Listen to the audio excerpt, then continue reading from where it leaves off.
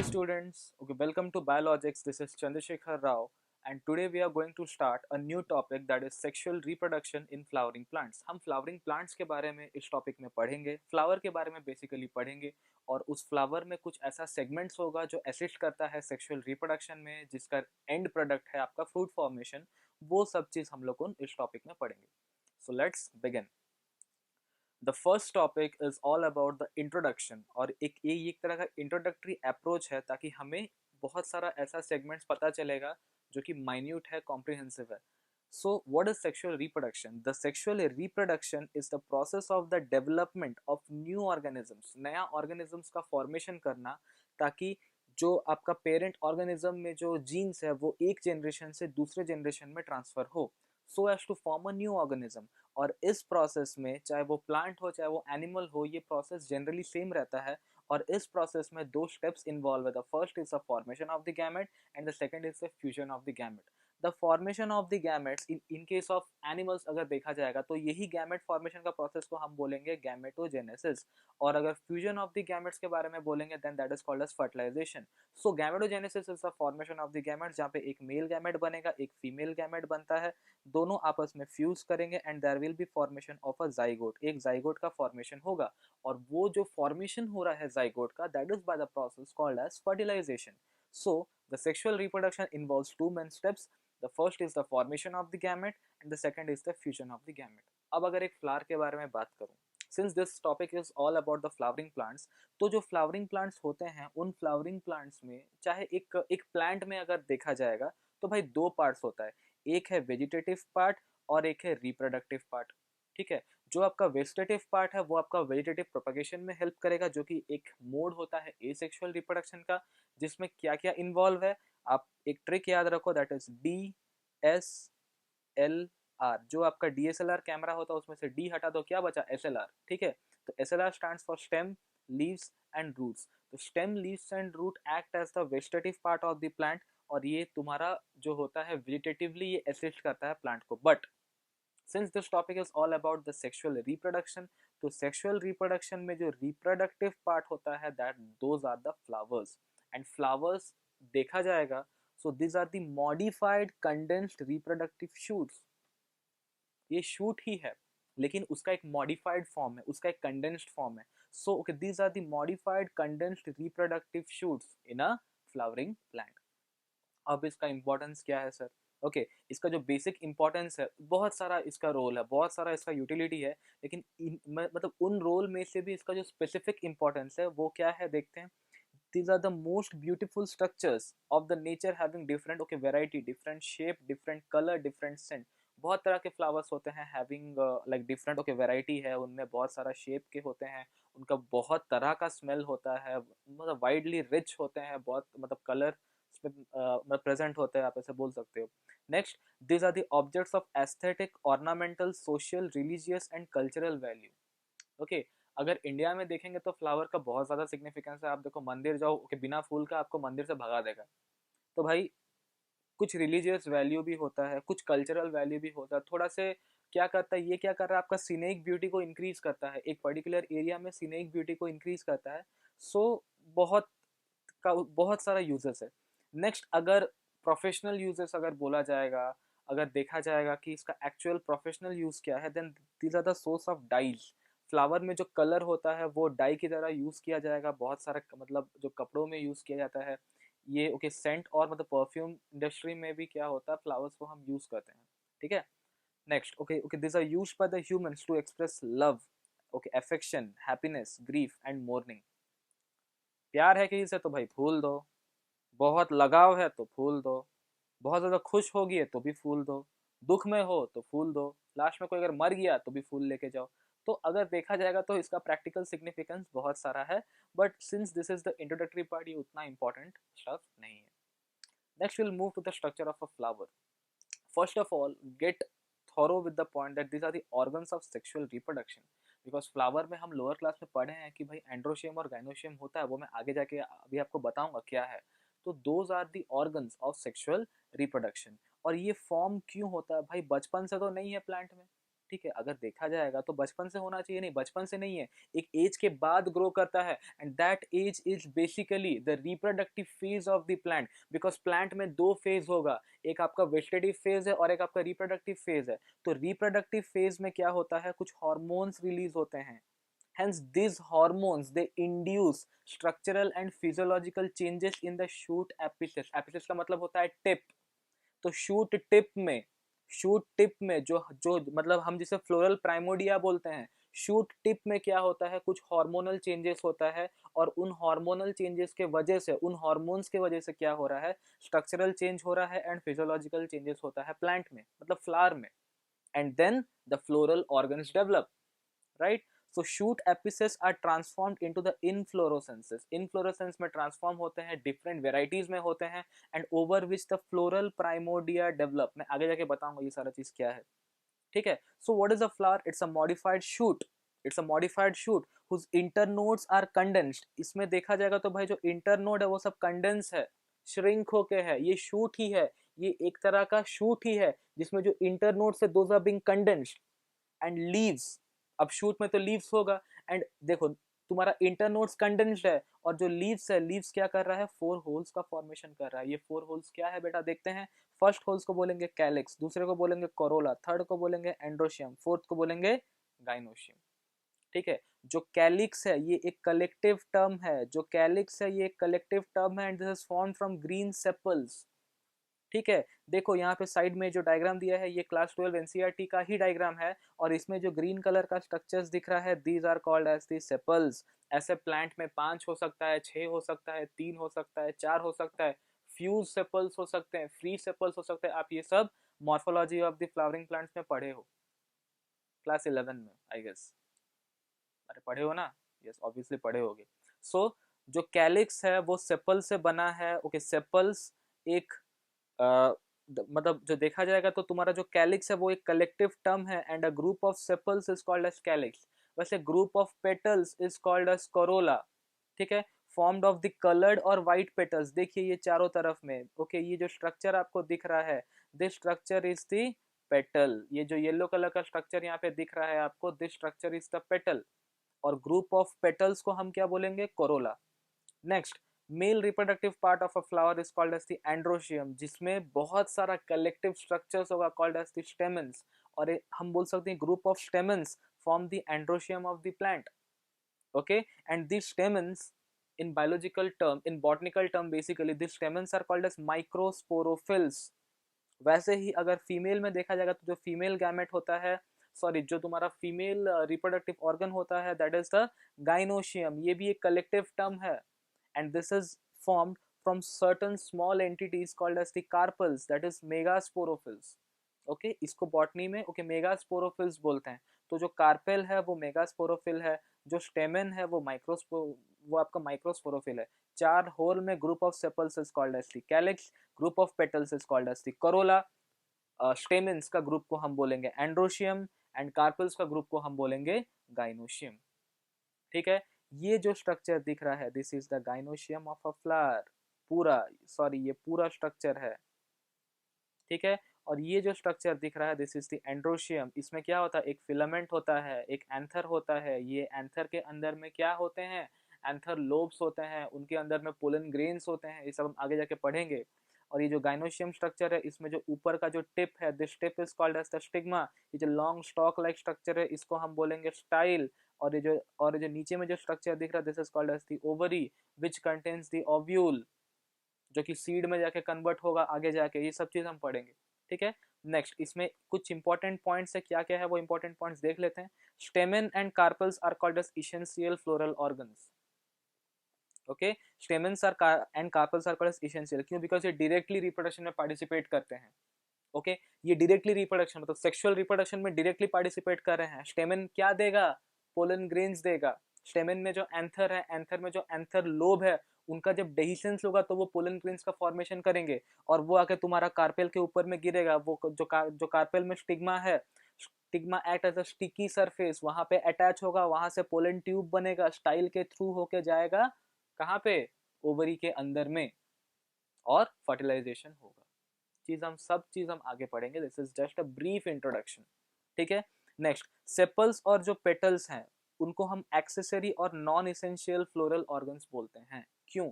Because ये indirectly help तो करते हैं, ओके, रिप्रोडक्शन में हेल्प करते हैं। कैसे? They act as an attractive agents, pollination के टाइम पे ये हेल्प करेंगे। जैसे आपका पेटल्स होता है, कुछ पेटल्स बहुत सुंदर होते हैं, वो क्या करते हैं, कुछ पॉलिनेटर्स होते हैं लाइक सपोज इंसेक्ट्स, उनको अट्रैक्ट करेंगे और ओके अट्रैक्ट करके क्या करेंगे, अपना जो पोलन ग्रेन है उसको शेड करवाएंगे, ठीक है, एक फ्लावर से दूसरे फ्लावर में पॉलिनेशन होगा। सो ये डायरेक्टली तो हेल्प नहीं कर रहे हैं सिंस ये गैमेट फॉर्म तो नहीं कर रहे हैं, लेकिन इनडायरेक्टली ये हेल्प करते हैं, hence these are called as the accessory और non essential floral organs. Next हम आते हैं सेक्सुअल रिप्रोडक्शन के टॉपिक पे, और इस टॉपिक को हम लोग उन 3 स्टेजेस में पढ़ेंगे। The first stage is called as the pre fertilisation event, the second is called as the fertilization event, and the third one is called as the post fertilization event। मतलब एक तो है भाई फर्टिलाइजेशन इवेंट जहाँ पे क्या होगा, fertilisation होगा, उससे पहले का जितना है उसको हम बोलेंगे प्री फर्टिलाइजेशन ओके इवेंट्स, और उसके बाद का जितना रहेगा उसको हम बोलेंगे भाई post fertilisation event. Pre and post, pre मतलब पहले, पोस्ट मतलब बाद में, okay. So pre fertilisation event में ऑब्वियसली फर्टिलाइजेशन के पहले क्या होगा, गैमेट का फॉर्मेशन होगा और पॉलिनेशन होगा। एक तो गैमेट का फॉर्मेशन होगा और एक पॉलिनेशन होगा। तो जो गैमेट का फॉर्मेशन हो रहा है, जैसे मैं आपको पहले बोला था, that is called as gametogenesis. Genesis का मतलब है फॉर्मेशन, गैमेटो का मतलब है गैमेट, दोनों को जोड़ो, called as formation of gametes. और ये गैमेटोजेनेसिस में सिंस फ्लावर में दोनों मतलब जो पार्ट्स अलग अलग उनका डेवलपमेंट होता है, जैसे एंड्रोशियम का अलग डेवलपमेंट होगा, मेल रिप्रोडक्टिव होल का अलग डेवलपमेंट होगा, गाइनोशियम और फीमेल रिप्रोडक्टिव होल का अलग डेवलपमेंट होगा। हेंस एक होगा आपका microsporogenesis, the development of microsporangium, और एक होगा आपका megasporogenesis, the development of a megasporangium. तो गैमेटोजेनेसिस होगा। अब गैमेट्स तो बन गए, अब मतलब फ्लावर तो किसी और के पास जाएगा नहीं, तो there need to be a mode where the pollen grain needs to be transferred from one flower to another flower, and that is carried forward by pollination। pollination होना जरूरी है, वरना दोनों का मिलन नहीं होगा। यहाँ पे दोनों कौन है, यहाँ पे male gamete of a flower and a female gamete of a flower, दोनों आपस में फर्टिलाइज नहीं करेंगे तो सीड नहीं बनेगा, सीड नहीं बनेगा तो फ्रूट नहीं बनेगा, फ्रूट नहीं बनेगा तो आप खाओगे क्या, okay। So the next step is the fertilization, where there is a fusion of the male and female gamete। the third step is the post fertilization events, मतलब फर्टिलाइजेशन के बाद में क्या होता है, फ्लावर और फ्लावर नहीं रहता है, नहीं झड़ेगा नहीं, मुरझाएगा नहीं, फ्लावर में चेंजेस होगा, जैसे एंडोस्पर्म फॉर्मेशन होगा, और जो आपका सीड बन रहा है उसमें एम्ब्रायोजेनेसिस होगा, ठीक है। तो एम्ब्रायोजेनेसिस का अल्टीमेट एंड प्रोडक्ट क्या है कि there is a development of seed and fruit, embryogenesis. वैसे जेनेसिस का मतलब formation, embryo, formation of embryo, and then there is the development of seed and fruit. ये सब चीज हम डिस्कस करेंगे। नेक्स्ट हम आते हैं प्री फर्टिलाइजेशन जो इवेंट्स को स्टार्ट करते हैं। सबसे पहले मेल रिप्रोडक्टिव स्ट्रक्चर में हम देखेंगे क्या है। मेल रिप्रोडक्टिव स्ट्रक्चर में जो सबसे पहला सेगमेंट आता है दैट इज दी स्टेमेंस और एंड्रोशियम। मैं बोल रहा हूँ कि भाई ये पूरा स्ट्रक्चर देखिए पहले का स्लाइड में, ये पूरा structure except this like female gynoecium, इसको छोड़ के ये पूरा स्ट्रक्चर एंड्रोशियम है।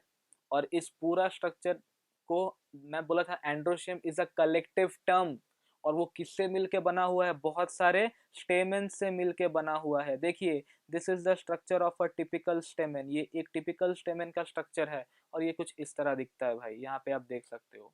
इसमें एक एंथर प्रेजेंट होगा, एक फिलामेंट प्रेजेंट होगा, और ये एक लाल वाला स्ट्रक्चर आपको दिख रहा है बीच में, ये प्रेजेंट होगा। This is called as the connective, क्या बोलेंगे इसको, कनेक्टिव। सबका अपना अपना फंक्शन है, देखते हैं क्या है। So stamens are the male reproductive parts of a flower। These are okay, जो attached और these are fixed either to the thalamus or to the petals। ये जो flower में जो नीचे में जो structure present होता है, देखिए जो नीचे में जो structure present होता है, this is called as the thalamus। जहाँ पे flower originate करना start करेगा, that is called as the thalamus। So ये जो stamens है, ये either thalamus से attach होंगे या तो petal से attach होंगे। Next, they are okay collectively the male whole or the androecium। okay, इन लोग को मैं बोला हूँ collective term है, group of stamens form the androecium। so the entire whole of the stamen they form the androecium और the mail whole, okay, जिसे हम बोलते हैं माइक्रोस्पोरोफिल्स, इसको हम क्या बोलेंगे, microsporophylls. Now each स्टेमन it consist of 3 parts, 3 parts में डिवाइडेड होके है। सबसे पहला है आपका फिलामेंट, ओके, दूसरा है आपका एंथर, और तीसरा नेक्स्ट स्लाइड में है दैट इज कनेक्टिव, ओके। तो फिलामेंट के बारे में हम पढ़ते हैं, जो डंडा दिख रहा है बड़ा सा ना, this is called as the filament. तो ये जो फिलामेंट क्या है, this is the stalk like part of the stamen, stalk मतलब डंडा जैसा होता है, रॉड लाइक स्ट्रक्चर जैसा होता है। It supports the anther terminally, anther is present on the terminal part of the androecium, तो इसके टिप में एंथर है, उसको ये सपोर्ट प्रोवाइड कर रहा है, ठीक है। And it is attached to the thalamus by its basal end, basal end मतलब इसका बात करा, देखो यहाँ पे स्वेलन एंड है, थोड़ा से जस्ट स्वेलन एंड है, so this is the basal end of the androecium और द स्टेमन।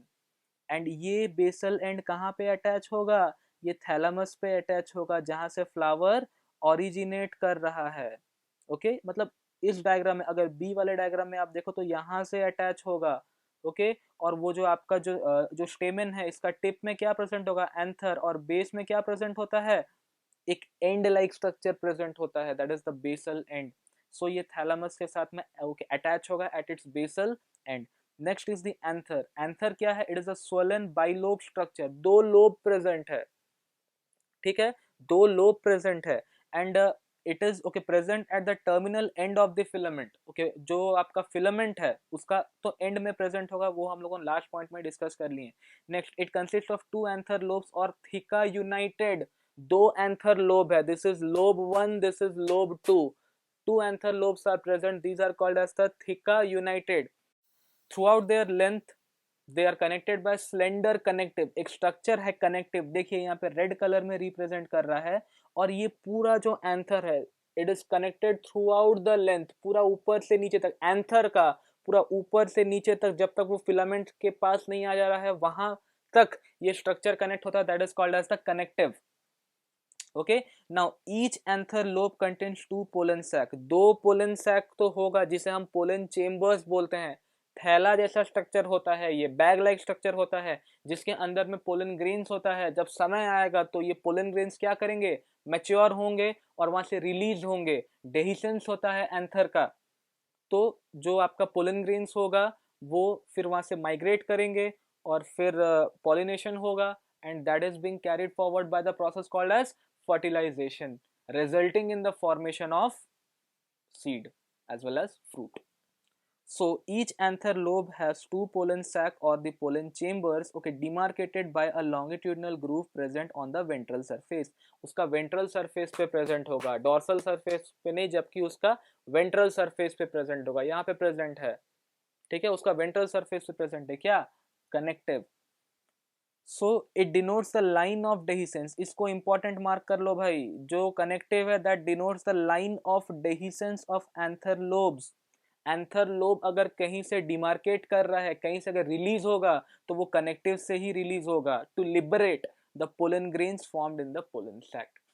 तो जो पोलन सैक होता है, जो थैला जो मैं बोल रहा था, जो पोलन सैक होता है उसमें से पोलन ग्रेन्स रिलीज होगा, और जो पोलन ग्रेन्स रिलीज होगा वो मोड है सिर्फ कनेक्टिव, जो कनेक्टिव लाइन है वहीं से उन लोगों का डेहिसन स्टार्ट होता है। Now anther is of 2 types, अगर वो डायोशियस एंथर है भाई तो 4 पोलन सैक होगा, hence it is called as tetrasporangiate, और अगर मोनोइशियस एंथर है तो भाई 2 पोलन सैक होता है, बाइस्पोरेंजिएट। नेक्स्ट आते हैं हम लाइक कनेक्टिव पे। सो ये क्या है, this is the extension of the filament, filament ही एक्सटेंड किया है throughout the entire length of the anther, जो फिलामेंट है उसी का एक्सटेंशन है throughout the anther, like throughout the entire length of the anther between 2 anther lobes which join like together to form the connective, okay, पूरा क्या करता है, पूरा लेंथ में अटैच होके है। Next is the staminode, staminode क्या है देखते हैं, ये एक इंपॉर्टेंट पॉइंट है। 1 और more stamens are non functional and without anther, अगर एक फ्लावर में एक से ज्यादा स्टेमन फंक्शन नहीं किया, मतलब फंक्शन नहीं करने का मतलब क्या है भाई, फंक्शन नहीं करने का मतलब है पोलन ग्रेन्स का फॉर्मेशन नहीं कर रहा है, या पोलन ग्रेन्स का डेहिसेंस नहीं हो पाएगा, या मैच्योरिटी नहीं आ रहा है, तो उसको हम बोल सकते हैं नॉन फंक्शनल भाई। अगर नॉन फंक्शनल है, ठीक है, या ऐसा पोलन ग्रेन है जिसका टर्मिनल पोजीशन में एंथर ही नहीं है, सिर्फ डंडा है, ऊपर में एंथर नहीं है, then those structures are called as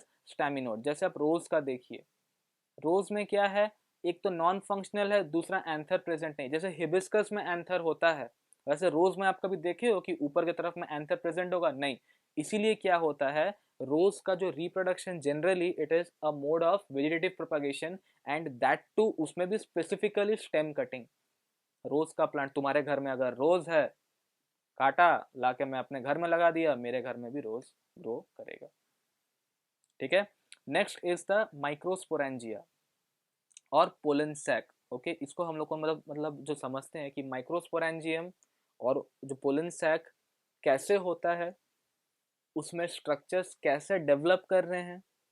okay, anther का स्ट्रक्चर हम पढ़ेंगे, उनका डेवलपमेंट वगैरह पूरा पढ़ेंगे, कैसे एंथर का जो डेवलपमेंट होता है, कैसे माइक्रोस्पोरेंजियम का डेवलपमेंट हो रहा है, ये सब चीज़ हम पढ़ेंगे। Next, the pollen chambers represents the microsporangia, वो माइक्रोस्पोरेंजियम को रिप्रेजेंट करते हैं। ठीक है, जो पोलन चेम्बर्स है, those are the microsporangium basically. मैं बोला था कि स्टेमेंस को हम लोग को मतलब कलेक्टिव स्टेमेंस को एंड्रोशियम बोलेंगे और उसी को ही माइक्रोस्पोरेंजियम बोलेंगे। अब एंड्रोशियम में भी अगर देखा जाएगा तो जो पोलन चेम्बर्स है उनको हम माइक्रोस्पोरेंजिया बोलते हैं, बिकॉज दो चेम्बर्स है भाई। नॉर्मली अगर टिपिकल देख रहे तो दो दो है, और दो में भी एक को क्या बोलेंगे, microsporangium. Next, each anther consists of 4 microsporangia, 2 in each anther lobe. Okay, तो देखिए ये एक एंथर लोब था, अभी थोड़ी देर पहले मैं ड्राइंग बनाया था, ये एक एंथर लोब था। तो इस एंथर लोब को मैं अगर कंसिडर करूंगा तो भाई एक एंथर लोब में 2 माइक्रोस्पोरेंजियम प्रेजेंट है। तो एक पूरा एंथर में कितना होगा, बिकॉज एक एंथर में 2 लोब है, 2 लोब में 4 माइक्रोस्पोरेंजियम, 2 इधर 2 इधर। So a typical anther it consists of 4 microsporangium. Okay, तो जिसमें से अगर एक लोब के बारे में बात किया जाए तो each lobe consists of 2 microsporangium, and these microsporangium they are okay, covered by the common epidermis of the anther. Okay, anther का जो नॉर्मल आउटर कवरिंग है, जो एपिडर्मिस है, उसी से कवर किया जाता है, and they contains the pollen grains और माइक्रोस्पोर्स, जो कि डेवलपमेंट होंगे, आपका डेहिसेंस होगा और वो वहां से बाहर निकलेंगे। So let's study the structure of the anther and the development of the microsporangium. So next topic discuss करते हैं स्ट्रक्चर ऑफ द एंथर। अब देखा जाएगा तो जो एंथर लोब्स प्रेजेंट है, जो आपका जो स्टैमिनेट स्ट्रक्चर था, जो स्टेमन था, ओके, तो स्टेमन में क्या प्रेजेंट था, आपका जो एंथर लोब प्रेजेंट था, मतलब एंथर प्रेजेंट था, और वो एंथर के साथ में फिलामेंट अटैच होके था। अब हम जानते हैं कि भाई एंथर में एंथर लोब्स प्रेजेंट होगा, ठीक है। तो उसको अगर देखा जाएगा, उसका अगर ट्रांसवर्स सेक्शन लिया जाता है, तो ट्रांसवर्स का मतलब क्या होता है, हम लोग कौन ऐसे काट रहे हैं, ऐसे मतलब हॉरिजॉन्टल काट रहे हैं। तो अगर ट्रांसवर्स सेक्शन लिया जाएगा तो वो जो स्ट्रक्चर है वो कुछ इस तरह का दिखता है, ऐसे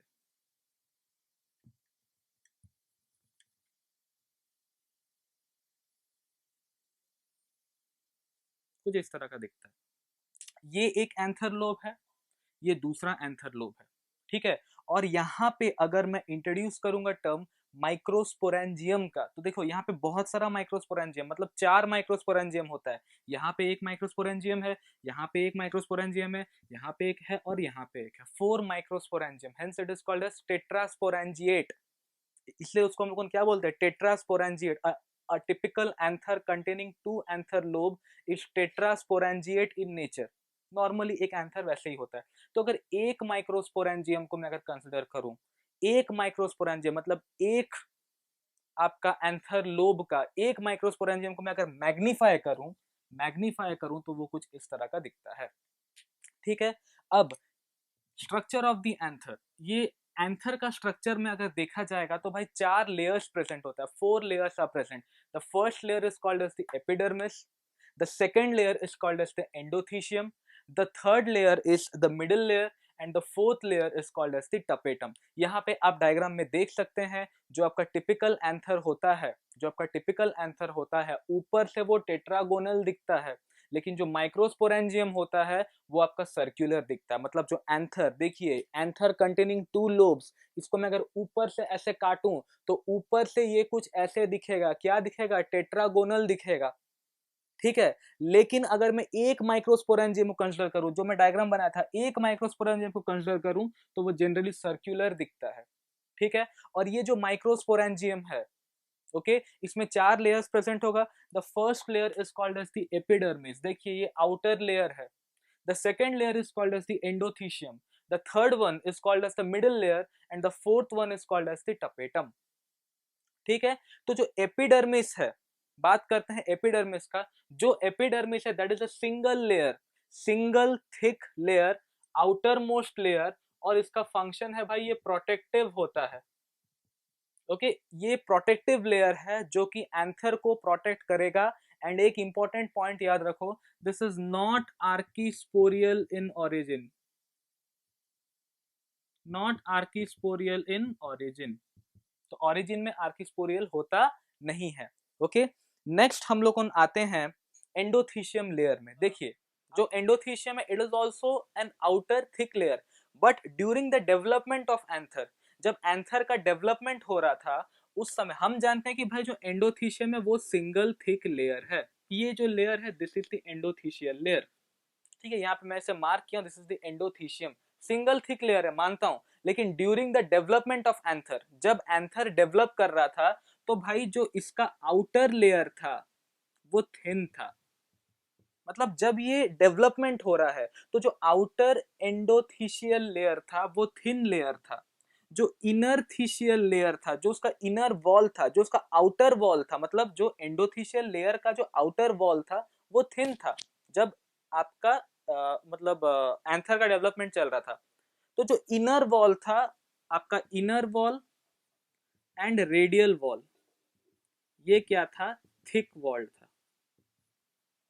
जब डेवलपमेंट हो रहा था तो जो आउटर वॉल था वो थिन था, लेकिन जो इनर वॉल था और जो रेडियल वॉल था वो थिक था। इसको उसको हम लोग ऐसे समझते हैं कि भाई आउटर वॉल थिन था, लेकिन जो आपका जो आपका जो मतलब जो इनर वॉल था, ये जो इनर वॉल था और जो रेडियल वॉल था, तो रेडियल का मतलब चारों तरफ में, उसका जो एक्सिस से चारों तरफ में जो रेडियल वॉल था वो थिक था। क्यों थिक था, okay, because of the deposition of alpha cellulose fibres, okay. कुछ कुछ फाइबर्स प्रेजेंट है, those fibres are called as the alpha cellulose fibres. ये inner wall as well as आपका रेडियल वॉल्स में क्या करते थे, डिपॉजिट करते थे। और इसी के वजह से क्या हुआ, डेवलपमेंटल टाइम पीरियड में, due to the deposition of the alpha cellulose fibres in the inner layer and callose bands on the radial wall, देखिए जो इनर लेयर में ओके अल्फा सेल्यूलोज फाइबर्स का डिपोजिशन हुआ और जो रेडियल वॉल्स में क्या हुआ, कुछ मतलब बैंड लाइक स्ट्रक्चर्स का डिपोजिशन हुआ, those are called as the callose bands formation होना स्टार्ट हो गए। तो actually deposition alpha cellulose fibre का ही हुआ, आपका इनर मतलब जो वॉल में भी हुआ और रेडियल वॉल में भी हुआ। लेकिन रेडियल वॉल में क्या हुआ, बैंड लाइक स्ट्रक्चर्स फॉर्मेशन होने लगे, those bands are called as the callose bands. अब जब इन लोग को उनका क्या हो गया कि डेवलपमेंट पूरा हुआ जो एंथर का, तो ये जो लेयर है ये एक सिंगल थिक लेयर में कन्वर्ट हो गया। अब अगर मैं पूरा माइक्रोस्पोरेंजियम को देखूंगा तो भाई माइक्रोस्पोरेंजियम में देयर आर सर्टेन एरियाज, कुछ एक ऐसा एरियाज है जहां पे आपका alpha cellulose bands and sorry आपका अल्फा, जहां पे आपका alpha cellulose fibres and callose bands absent होंगे, and those places are called as stomium. देखिए यहाँ पे आपको बैंड दिख रहा है, okay, this are the alpha cellulosic band, और जो रेडियल वॉल्स में क्या प्रेजेंट है, कैलोस बैंड प्रेजेंट है, ओके। तो इनर लेयर में क्या है, अल्फा सेल्यूलोज फाइबर्स, और इनका रेडियल वॉल में क्या है, कैलोस बैंड्स। और कुछ ऐसा स्पेसिफिक एरियाज है जहां पे alpha cellulose fibres as well as callose bands are absent, and these places are called as stomium. यही वो जगह है, ध्यान से देखें, यही वो जगह है जहां से एंथर का डेहिसेंस सॉरी जहां से पोलन ग्रेन का डेहिसेंस होगा। मतलब जहां से पोलन ग्रेन्स बाहर निकलेंगे, बिकॉज पोलन ग्रेन्स माइक्रोस्पोरेंजियम में फॉर्मेशन होते हैं। और फॉर्मेशन होने के बाद, उनका मैच्योरेशन के बाद वो क्या करेंगे, बाहर निकलेंगे। दैट प्रोसेस, वो बाहर निकलना को बोलते हैं डेहिसेंस। तो डेहिसेंस होगा कुछ स्पेसिफिक एरिया से जहां पे आपका alpha cellulose fibres and callose bands absent होंगे, and those areas are called as stomium, right. अब जो एंडोथीशियल लेयर है, ये पॉइंट को ध्यान से समझें। जो एंडोथीशियल लेयर है that is hygroscopic, hygroscopic in nature. Hygroscopic मतलब मॉइस्चर एब्जॉर्ब करता है, और ये मॉइस्चर इसलिए एब्जॉर्ब करता है because of the deposition of, मतलब ये जो बैंड्स का डिपोजिशन की वजह से और थिकनिंग्स की वजह से। Since the layer is thick, hence it is hygroscopic in nature. Okay, and this okay enables the dehiscence of anther। देखिए, stomium is a part of endothelial layer, but it is that part where these bands and this thickenings are absent। तो dehiscence होगा stomium से ही, मतलब एंडोथीशियल layer से ही dehiscence हो रहा है। क्यों? बिकॉज ये हाइग्रोस्कोपिक है। क्यों? बिकॉज ये वाटर एब्जॉर्ब, ये आपका मॉइस्चर एब्जॉर्बिंग है, इसीलिए इस एरिया से डेहिसेंस होगा। तो अगर बोला जाएगा which layer is responsible for the dehiscence of anther, तो आप बोलेंगे एंडोथीशियल लेयर। बट एंडोथीशियल लेयर में भी कौन सा ऐसा जोन है जहां से डेहिसेंस होगा? That is stomium. मैं आपको पहले बोला था कि भाई आपका कनेक्टिव, देखिए तो कनेक्टिव से डेहिसेंस होगा। तो कनेक्टिव क्या है? एक पाथवे प्रोवाइड करता है, लेकिन बन तो रहा है पोलन ग्रेन्स इसके अंदर, आपका माइक्रोस्पोरेंजियम के अंदर बन रहा है, और ये पोलन ग्रेन्स बाहर जर्मिनेट होगा। जर्मिनेट होगा तो कहां से निकलेगा बाहर? बाहर अगर निकल रहा है, बाहर अगर डेहिसेंस हो रहा है तो भाई स्टोमियम से होगा, जो कि एंडोथीशियल का लेयर है। लेकिन ये जो पाथवे है, ये pathway, this pathways are lined by connective of the anther. Okay, so next आते हैं हम लोग ओके मिडिल लेयर में। अब देखिए, एक टिपिकल माइक्रोस्पोरेंजियम में 2 से 3 लेयर होता है। ओके, मिडिल लेयर, ओके, जो जो आपका मिडिल लेयर है that constitute 2 to 3 layers in a typical microsporangium. और ये जो लेयर्स है, this layer contains cells which are parenchymatous in nature.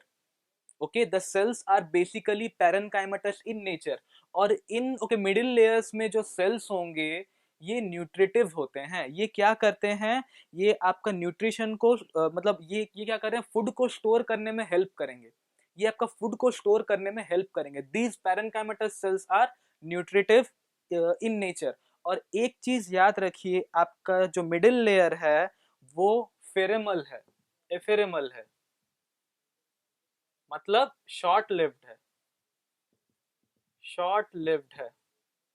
और सबसे इंपॉर्टेंट पॉइंट, सबसे ध्यान देने वाला पॉइंट, जो मैच्योर एंथर है उसमें मिडिल लेयर एब्सेंट होता है, because during the developmental time period ये जो आपका जो मिडिल लेयर है, यहाँ पे फूड स्टोर होता है, जो कि यूटिलाइज हो जाएगा, जो कि यूटिलाइज हो जाएगा by the formation by the rapid okay development of the microspore mother cells or the sporogenous tissue। देखिए, मिडिल लेयर के बाद टपेटम होगा। तो अगर बात किया जाए टपेटम का, तो आपका टपेटम भी न्यूट्रिटिव लेयर है, एक न्यूट्रिटिव लेयर है जो फूड स्टोर करेगा। और वो फूड को कौन कंज्यूम करता है? स्पोरोजिनस टिश्यू, जो कि टपेट, देखिए ये लेयर आपका टपेटम है, ये टपेटम के अंदर में जो सेल्स प्रेजेंट है, these are the microspore mother cells. और जो टिश्यू बनता है that is the sporogenous tissue. So inside the tapetum sporogenous tissue like containing microspore mother cells are present, and these cells are nutritive in nature, sorry, and these cells they absorb the nutrition from the tapetum as well as the middle layers। और nutrition absorb करेंगे, और क्या होगा? आपका pollen grains का development होगा, because this okay microspore okay mother cells they are responsible for the formation of pollen grains, जो कि आगे जाके डेहिसेंस होगा उनका।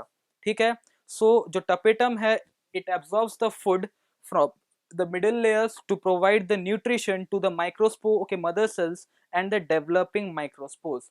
और न्यूट्रिशन प्रोवाइड करने के बाद, both middle layers and tapetum nutrition provide करने के बाद, अपना रोल प्ले कर लेने के बाद, they will be disappearing in a mature anther. तो भाई जब आप मैच्योर एंथर, आप अपने एनसीईआरटी का डायग्राम देख सकते हो, एक मैच्योर एंथर आप जब देखोगे तो उसमें ना टपेटम रहेगा ना मिडिल लेयर रहेगा, उन लोगों ने डिसअपियर कर गए। क्यों? बिकॉज उनका मोटिव क्या था? न्यूट्रिटिव था, उन लोग को न्यूट्रिशन को स्टोर करते थे। आपका मिडिल लेयर में पैरेन्काइमेटस सेल था जो न्यूट्रिशन को स्टोर करता था, तो टपेटम खुद न्यूट्रिटिव लेयर था, और वो न्यूट्रिशन, वो फूड को उन लोगों ने पास किए किसको? स्पोरोजिनस टिश्यू में माइक्रोस्पोर, लाइक जो आपका मदर सेल्स है उनको पास किए, और पास करने के बाद वो during the maturation time period they get disappear. Okay, so next topic पे आते हैं, which is the types of the tapetum. अगर देखा जाएगा तो टपेटम जो होता है वो दो तरह का है, एक है आपका एमीबॉइड और इन्वेजिव और ओके पेरीप्लाज्मोडियल जो टपेटम, और दूसरा टाइप है आपका ग्लैंड्यूलर और सिक्रीटरी टपेटम। ठीक है, तो जो पहला टाइप है अगर देखा जाएगा तो this is found, this type of tapetum is found in the primitive angiosperms. देखिए मैं आपको पहले ही बोला हूँ, टपेटम अपना न्यूट्रिशन जो क्या करता है कि मिडिल लेयर से डिराइव करेगा, और वो न्यूट्रिशन को वो क्या करेगा कि माइक्रोस्पोर मदर सेल्स को देगा। अब माइक्रोस्पोर उसी न्यूट्रिशन को अपना डेवलपमेंट में यूटिलाइज करेंगे। तो जो आपका एमीबॉयड टपेटम है that is found in the primitive angiosperms, और जो आपका ग्लैंडुलर टपेटम है that is found in the advance type of the sorry ये आपका एडवांस प्लांट्स में मिलेगा। और मतलब बेसिकली देखा जाएगा तो जो आपका जो ग्लैंडुलर टपेटम है that is an advance tapetum as compare to the amoeboid और द इन्वेजिव टपेटम। ठीक है, क्यों एडवांस है, इसका रीजन क्या है? देखिए जो आपका एमीबॉयड मतलब जो टपेटम है ये क्या करेगा, सारा फूड और न्यूट्रिशन मिडिल लेयर से एब्जॉर्ब करेगा। ठीक है, और क्या करेगा कि एब्जॉर्ब करने के बाद में जो आपका डेवलपिंग माइक्रोस्पोर्स होगा, मतलब जो आपका डेवलपिंग माइक्रोस्पोर मदर सेल्स होगा उनको डिलीवर करेगा और डीजेनरेट कर जाएगा। Okay, so they absorb all the food from the middle layers and provide nutrition to the developing microspores after germination। germination के बाद में उनको nutrition क्या करेगा, provide करेगा। लेकिन ये जो glandular tapetum है इसका भी वही काम है, मतलब ये भी क्या करता है कि आपका जो टपेटम है ये क्या करेगा कि मिडिल लेयर से न्यूट्रिशन डिराइव करने के बाद में ये माइक्रोस्पोरेंजियल का जो कैविटी है, जो माइक्रोस्पोरेंजियल कैविटी है वहां पे जाके रिलीज किया और डीजेनरेट करने के बाद भी न्यूट्रिशन प्रोवाइड करता है। ठीक है,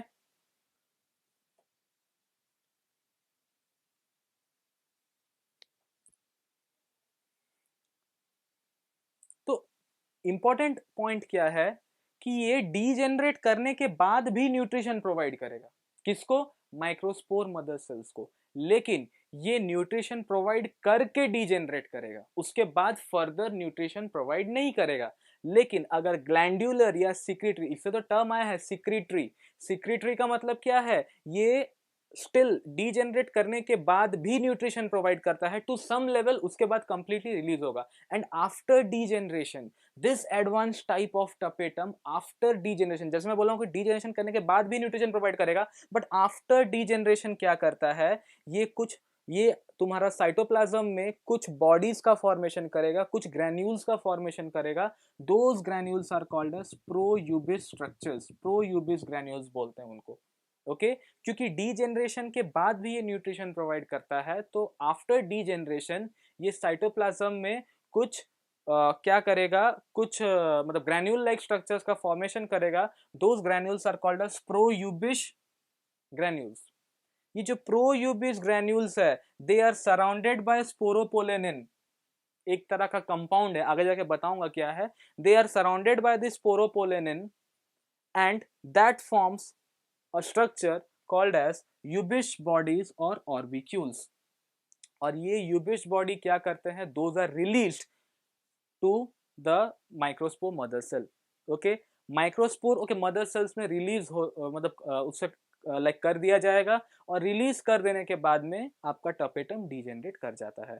तो रिलीज करने के बाद में ये आपका वहीं पे प्रेजेंट होगा। And these UBs bodies are responsible for the formation of the exine of the pollen grains। जब पोलन ग्रेन्स का फॉर्मेशन हो जाएगा आफ्टर द डेवलपमेंट, क्या होता है कि आपका पोलन ग्रेन्स का फॉर्मेशन होता है, तो पोलन ग्रेन्स का फॉर्मेशन के टाइम में ये जो यूबिश बॉडी है जो कि टपेटम से डिराइव किया गया है, these are responsible for the formation of the outer layer called as the exine of the pollen grains.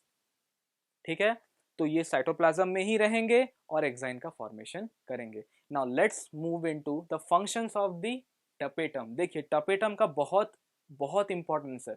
एक तो वो न्यूट्रिटिव लेयर है। The first function is tapetum acts as a nutritive layer, nutrition provide करेगा। किसको करेगा भाई? Microspore mother cells को provide करेगा। और माइक्रोस मदर सेल्स है वो इसी न्यूट्रिशन के ऊपर में डिपेंडेंट होते हैं और वो इसी न्यूट्रिशन से ही आगे का डेवलपमेंटल प्रोसेस को स्टार्ट करेंगे। The second important point is secretion of sporopollenin and pollen kit materials. Okay tapetum का दूसरा फंक्शन क्या है कि ये स्पोरोपोलेनिन जैसा स्ट्रक्चर को फॉर्म करता है, जो कि बहुत इंपॉर्टेंट स्ट्रक्चर है, बहुत इंपॉर्टेंट कंपाउंड है। मैं आगे जाके इसके बारे में बताऊंगा, मतलब डेवलपमेंट में इसको जाके बताऊंगा कि क्या है इसका फंक्शन। ओके और पोलन निट मटेरियल्स का फॉर्मेशन करेगा जो कि पॉलिनेशन में हेल्प करेंगे। Okay next is the secretion of the enzymes and hormones. तो tapetum is responsible for the secretion of enzymes and hormones. And the last function is, आप जानते हो, फॉर्मेशन ऑफ यूबिश बॉडीज। जो यूबिश बॉडीज है उनका formation करेंगे जो कि आगे जाके एक्साइन फॉर्म करता है ऑफ द पोलन ग्रेन, मतलब पोलन ग्रेन का एक्साइन मतलब आउटर लेयर्स का फॉर्मेशन करेगा। सो आई होप आपको अब तक का लेक्चर समझ में आया होगा। थोड़ा से मतलब टेक्निकल है बट डिफिकल्ट नहीं है। आप अगर इसको समझे होगे अच्छे से डायग्राम्स के थ्रू तो आपको समझ में आया होगा कि कैसे हम स्ट्रक्चर्स को पोर्ट्रे करते हैं, कैसे उनका फंक्शंस क्या क्या रोल प्ले करता है, उनका मतलब ओरिएंटेशन क्या है, लेयर्स किस फॉर्म में प्रेजेंट है एंड ऑल।